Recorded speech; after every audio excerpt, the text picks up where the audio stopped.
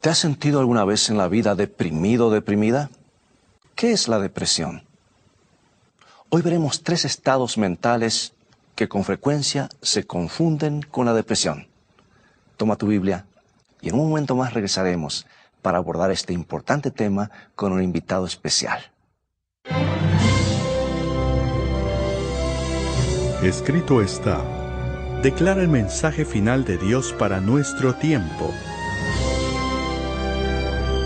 presentando al Cristo viviente como la respuesta a nuestras más profundas necesidades. Escrito está, con el pastor Robert Costa.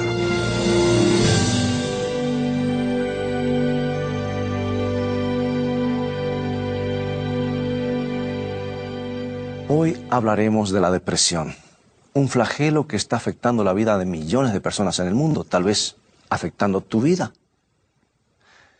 Y para eso hemos invitado a un especialista en la materia, al doctor José Ángel Fuentes, quien es catedrático, pastor, consejero espiritual, terapista clínico y a la vez psicólogo. Una persona autorizada que ha enseñado en diferentes universidades y ha ayudado en diferentes hospitales en los Estados Unidos y en diferentes partes del mundo. Y me place en presentarles al doctor José Ángel Fuentes. Doctor, muy bienvenido a nuestro programa Está Escrito. Un placer de estar con ustedes. Doctor, la primera pregunta bien directa.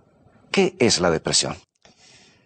La depresión es una enfermedad que afecta la mente, el cuerpo, la vida social del individuo y en forma muy particular su vida espiritual.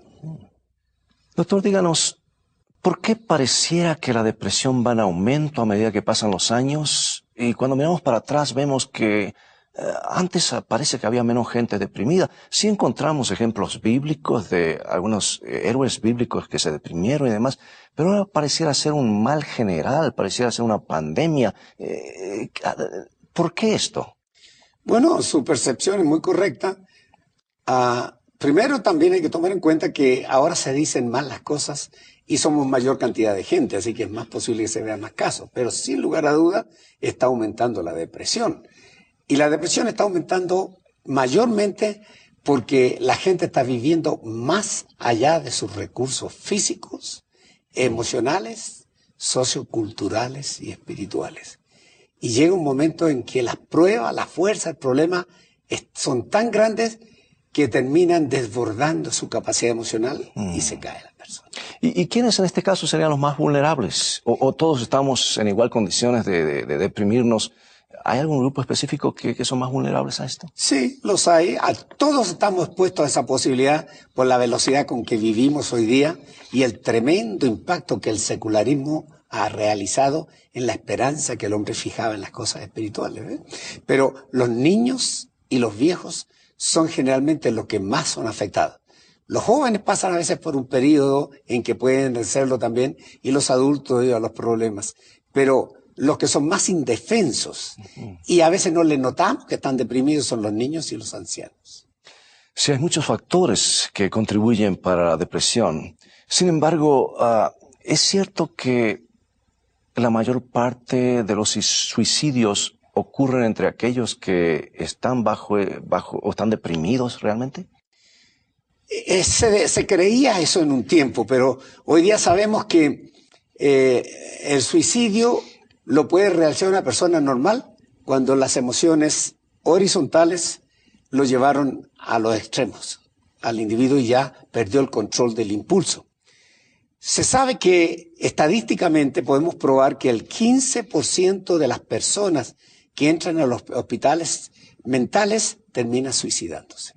Pero la mayor cantidad de suicidios existe entre gente que no está deprimida, que tiene otras enfermedades, que tiene vicios o adicciones, o que tiene serios problemas en su casa y no pudo resistirlos más. En su experiencia como clínico y como especialista en esta área, ¿cómo se puede tratar la depresión? Bueno, tenemos que empezar por diferenciar entre la depresión endógena y exógena. Depresión endógena es cuando tiene características orgánicas. Por ejemplo, una persona que heredó. Si usted, por ejemplo, tiene el caso que yo tuve hace poco de una señora que vino muy deprimida a mi oficina, y haciéndole la historia familiar, descubrí que por el lado de la mamá, incluyendo a la mamá, había mucha gente deprimida, ¿no? Y entonces, hay cierto tipo de depresión que se hereda desafortunadamente.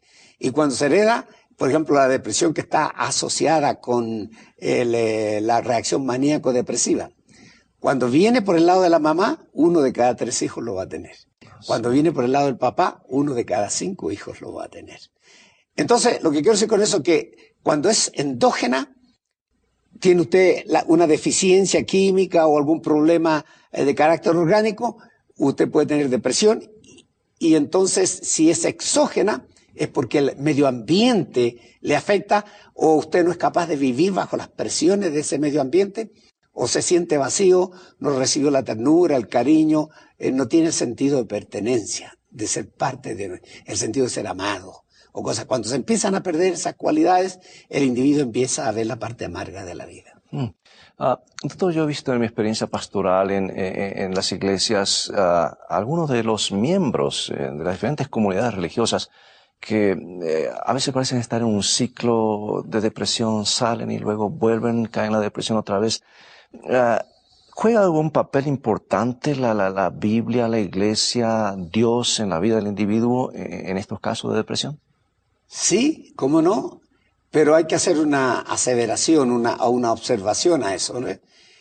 Tenemos que empezar por decir de que cuando la persona está seriamente enferma, no se le puede relacionar su situación con Dios, conectarla con Dios en ese momento a la persona, porque se va a colgar como el náufrago al madero, o va a esperar soluciones milagrosas. O las personas deprimidas a veces dejan de creer y no le importa lo que piense Dios. ¿Ve? Por eso que algunos se suicidan. Entonces, habría que tomar en cuenta eso. Pero podríamos decir con toda seguridad de que la gente religiosa tiene menos posibilidades de deprimirse siempre que no hayan otros factores contribuyentes como violencia familiar, extrema pobreza, mucha enfermedad en la familia, cosas de ese tipo, ¿no? Así que diríamos que tiene un poco de ayuda el individuo que vive una vida espiritual o religiosa, haciendo valer que en el proceso de la reconstrucción, porque una persona se deprime, se le desorganiza la personalidad. Y esos 6 componentes hay que juntarlos otra vez y pegarlos, ¿no? Y entonces allí el crazy glue, el engrudo que pega todos esos pedazos puede ser la espiritualidad, la relación con Dios. El pegamento, no hay duda de que Dios ha puesto algo en su palabra y que ayuda al individuo en lo más profundo de su interior, sí, ¿no es cierto? Sí, señor. Y una pregunta, doctor, usted mencionó que es hereditaria la depresión en algunos casos. ¿Y qué hacer en estos casos? ¿Qué podríamos hacer en la práctica si sabemos que alguien viene de una familia que sus familiares, sus padres, sus abuelos siempre han caído en estados de depresión bastante agudos? ¿Qué se podría hacer en estos casos? ¿Qué ayuda, qué recursos buscaría la persona? Bueno, recuerde que hoy día cuando damos consejería prematrimonial, yo doy de 6 a 10. Yo no caso a ninguna pareja que no haya recibido consejería prematrimonial. Y entre ellas tiene que ser consejería genética también. Ajá. Y la consejería genética le sacan sangre y le van a decir qué enfermedades hereditarias podrían ellos traer a sus hijos. Cuando la persona que se casa es muchacha o muchacho, viene de familias deprimidas, o depresivas, nosotros les enseñamos cuáles son las banderitas que le deben levantarse en su cerebro cada vez que vean alguna característica típica de la persona que se está deprimiendo y está perdiendo el control de sus facultades emocionales. Doctor Fuentes, ¿puede una persona religiosa en algún momento deprimirse también o la persona está exenta a ese problema? Bueno, aunque nos parezca raro o difícil de aceptar, la persona religiosa también se puede deprimir. Y se debe a que Dios va a hacer la parte que a Él le corresponde. Pero Dios nunca nos ha librado de la responsabilidad que nos toca a nosotros. Él nos dio libre albedrío para conocer el bien y el mal. Nosotros sabemos lo que es bueno para nuestro cuerpo, sabemos lo que es la importancia de dormir, de comer bien, de descansar, de hacer ejercicio, etc. Y si nosotros no lo practicamos, eventualmente esos son los factores que ayudan a la incubación y eventual desarrollo de la depresión. Entonces podemos decir de que la conducta del hombre, religioso que sea, dedicado a Dios, si él gasta tanta energía a lo mejor haciendo la obra de Dios a ese extremo, puede deprimirse porque la parte que a él le corresponde, él asume responsabilidad. O sea que nuestros hábitos pueden socavar mucho de lo que más tarde vemos los efectos de en la depresión, o sea, lo que nosotros hacemos, la falta de sueño, la falta de... o malos hábitos, posiblemente Claro. eso. Y el problema de eso es que es acumulable. Hay personas que son muy débiles, frágiles, y rápidamente muestran la consecuencia de eso, a través de una fatiga, un cansancio, dolores de cabeza, cosas de ese tipo. Pero hay personas que lo acumulan, y cuando le viene el problema, le viene fuerte, se deprimen, y entonces les viene primero un estado de ansiedad. Si ese estado de ansiedad no se trata, entonces pues viene un rompimiento nervioso que puede llevar 3, 6 meses y más para superarlo.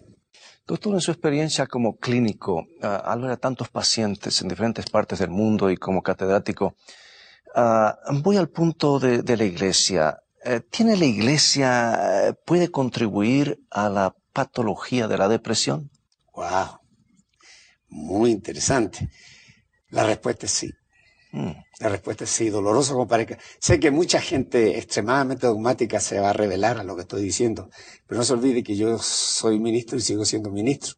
Y creo de todo corazón que el primero está la respuesta de Dios que es la respuesta de los hombres. Pero hoy día tenemos suficiente evidencia que hay iglesias, especialmente hay iglesias cultos, o las iglesias que son demasiado emocionales en su actitud, ¿no? En su conducta, especialmente en los servicios.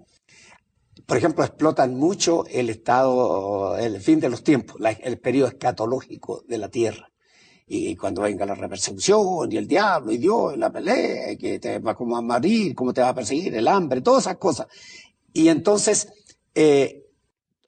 cuando eso es explotado demasiado como una amenaza para mejorar la vida de la gente y el predicador lo usa en esa dirección o la persona lee mucho de eso, contribuye a la depresión.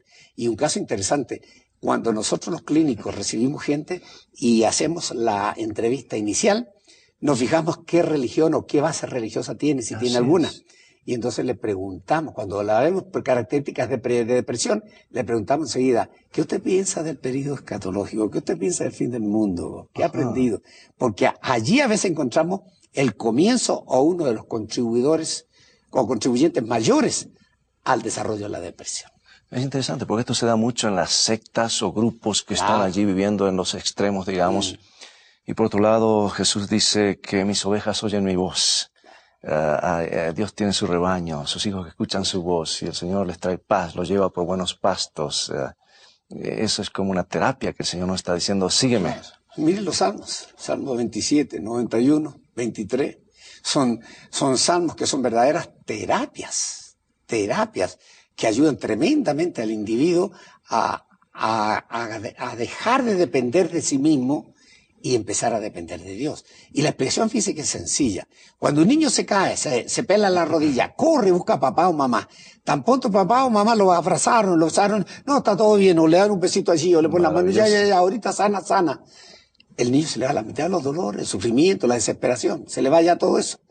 Nosotros cuando estamos adultos, dice, tienes que pararte en tu propio espina dorsal. Debes ser hombre. Nadie tú debes depender de nadie. A las mujeres le están enseñando lo mismo hoy día. Entonces, ¿qué es lo que sucede? Hay muchos que se avergüenzan de reconocer que hay un momento en que vamos más allá de nuestros recursos físicos y emocionales y necesitamos ir a la fuente de toda sabiduría y salud. Qué maravilloso, y eso lo encontramos solamente en la palabra de Dios, que es la revelación de Dios. El manual, yo le llamo, doctor, el manual completo del fabricante. Exactamente, eso es lo que es. Dígame, ¿es la depresión un dolor? ¿Es un sufrimiento? ¿O son las dos cosas? ¿Cómo definiría esto? Muy interesante, esa pregunta está muy valiosa. Déjeme decirle que, en primer lugar, la depresión es las dos cosas. Muy interesante.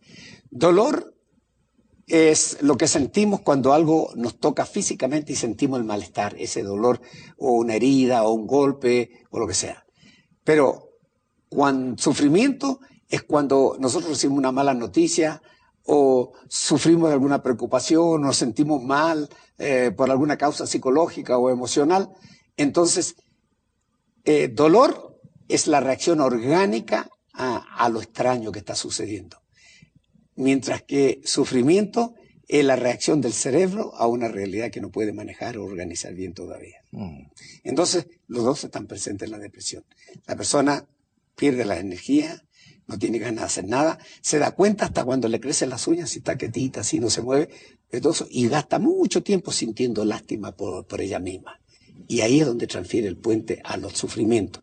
Sufre, nadie me quiere, soy el último poroto o frijol en el plato. Yo mejor quizás me muera, soy una molestia para la familia. Todas esas reacciones de abatimiento son el producto de eso. Así que sí, el deprimido sufre y le duele. Y tiene dolor. Y doctor, ya que menciona de que el individuo se centra en sí mismo, ¿hacer lo contrario contribuiría para que la persona salga de ese cuadro de depresión? Tal vez no pensar tanto en sí mismo y pensar en los otros, o de alguna manera ayudar a alguna otra persona. ¿Tendrá algún efecto eso en que la persona ya se olvide de sí mismo y deje de estar deprimido?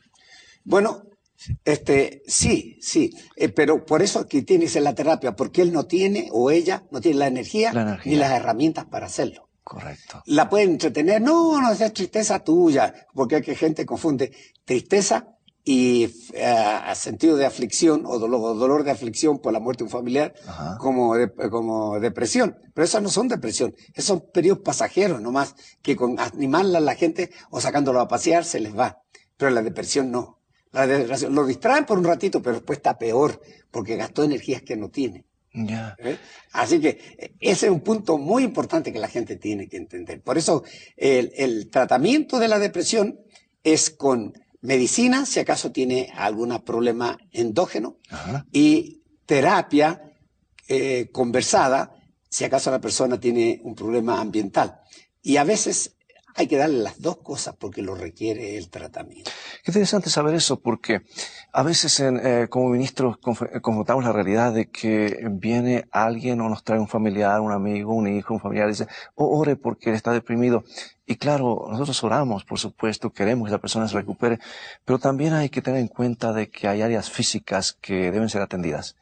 Y que si no se ve a la persona como todo, tal vez estamos solamente viendo una parte del problema, el área espiritual. Por lo tanto, su consejo sería de verificar su estado físico, luego ver si hay una causa que está, llevando a que la persona se deprima.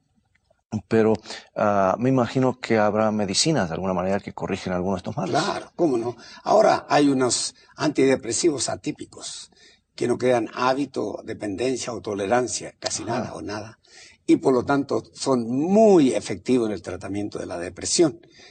Hay diferentes causas de la depresión, las ondas alfa, beta, qué es lo que está pasando, etcétera. Son una serie de factores técnicos que están envueltos allí, pero quizás podríamos decir que lo que entrenamos a los pastores, como usted bien sabe, es que le enseñamos a conocer ¿cuáles son los 5 síntomas cardinales que le están diciendo que está delante de una persona deprimida?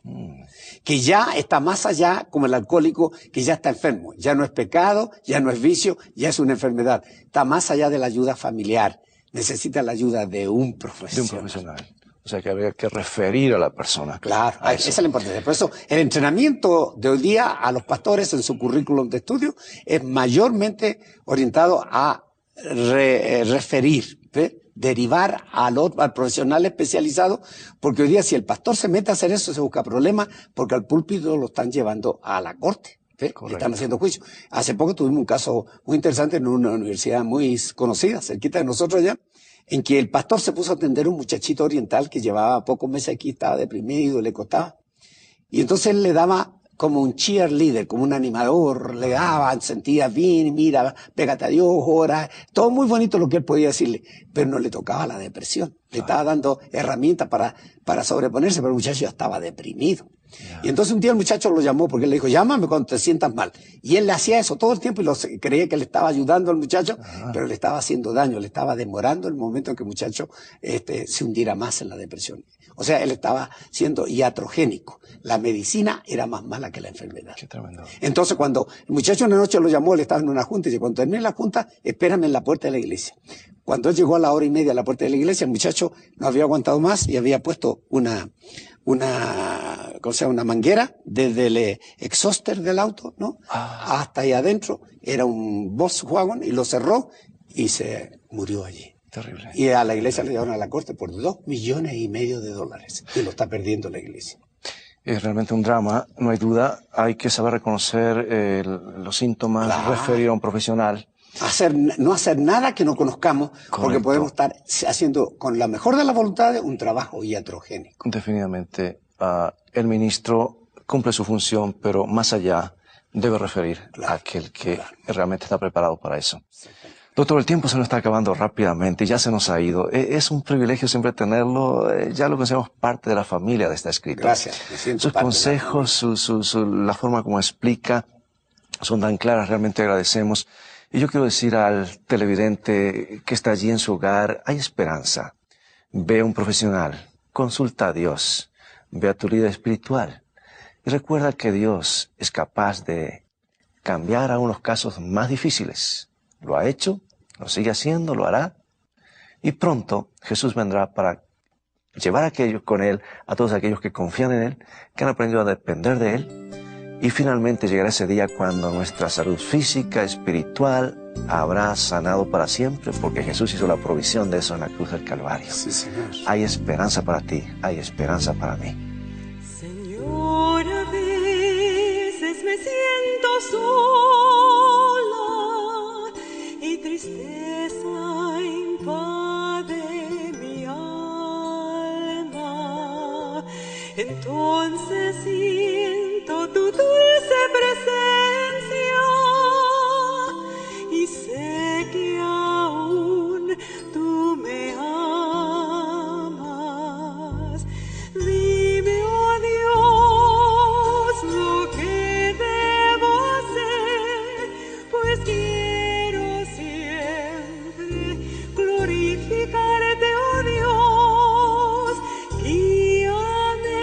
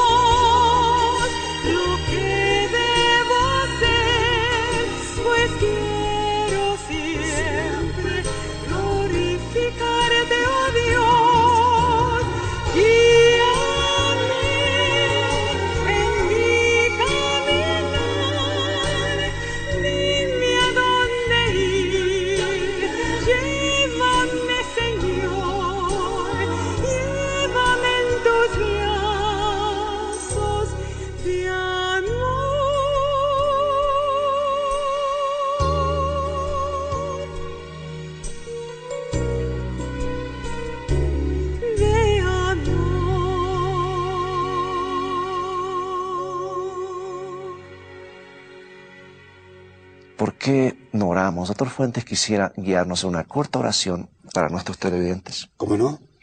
Nuestro amoroso Padre que estás en los cielos, con gratitud en nuestros corazones queremos reafirmar nuestra dependencia de ti, la aceptación de Cristo como nuestro Salvador personal y reconocer que tú eres el doctor de los doctores y que lo que los doctores hacemos es tratar al paciente, pero tú eres el que cura, el que sana. Y que nos convertimos cuando reconocemos que tú tienes el poder sanador, nos convertimos en guantes en tus manos que realizan el trabajo que tú quieres hacer.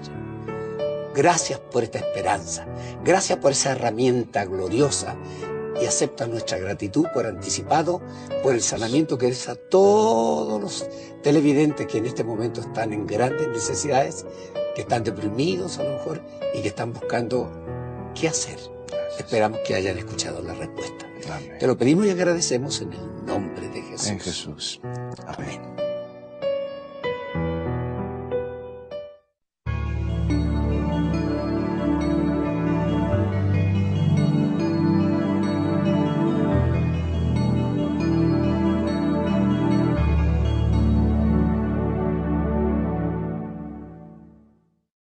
Si tu anhelo es ser feliz, tener paz y seguridad en tu vida, debes ir a la palabra de Dios. Pues felicidad comienza con fe, y la fe viene por oír y estudiar la palabra de Dios. Visítanos en nuestro sitio de internet escritoestá.tv, donde encontrarás abundancia de materiales y estudios bíblicos que te ayudarán en tu caminar diario con Dios, a conocer mejor a Jesús y a gozar de un compañerismo real con Él. También podrás gozar de los devocionales cortos, Una mejor manera de vivir.